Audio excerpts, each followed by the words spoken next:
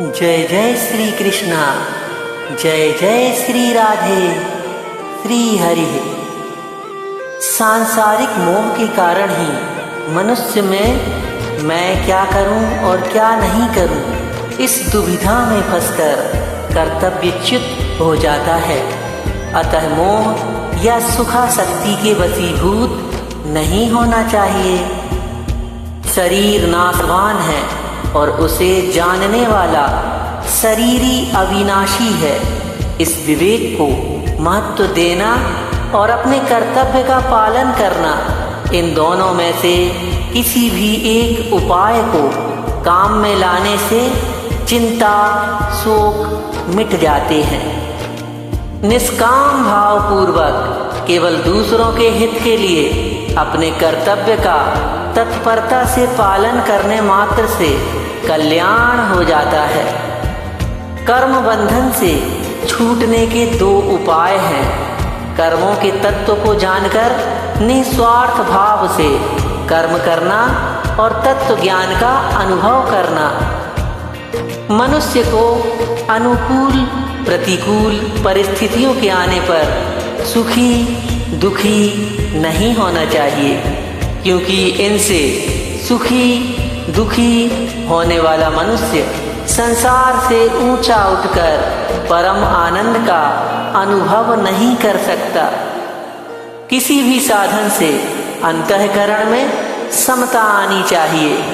समता आए बिना मनुष्य सर्वथा निर्विकार नहीं हो सकता। सब कुछ भगवान ही है, ऐसा स्वीकार कर लेना सर्वश्रेष्ठ साधन है। अंतकालीन चिंतन के अनुसार ही जीवन की गति होती है।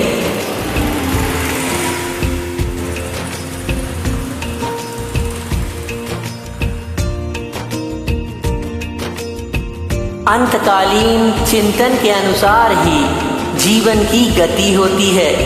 अतः मनुष्य को हरदम भगवान का स्मरण करते हुए अपने कर्तव्य का पालन करना चाहिए, जिससे अंतकाल में भगवान की स्मृति बनी रहे।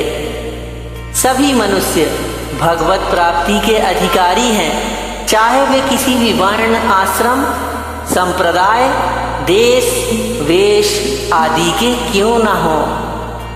संसार में जहाँ भी विलक्षणता विशेषता सुंदरता महत्ता विद्वता आदि दिखे, उसको भगवान का ही मानकर भगवान का ही चिंतन करना चाहिए। इस जगत को भगवान का ही स्वरूप मानकर प्रत्येक मनुष्य भगवान के विराट रूप के दर्शन कर सकता है। जो भक्त शरीर इंद्रियां मन बुद्धि सहित अपने आप को भगवान को अर्पण कर देता है, वह भगवान को प्रिय होता है। संसार में एक परमात्म तत्व ही जानने योग्य है, उसको जानने पर अमरता की प्राप्ति हो जाती है। संसार बंधन से छूटने के लिए सत्व रज और तम इन तीनों गुणों से अतीत होना चाहिए।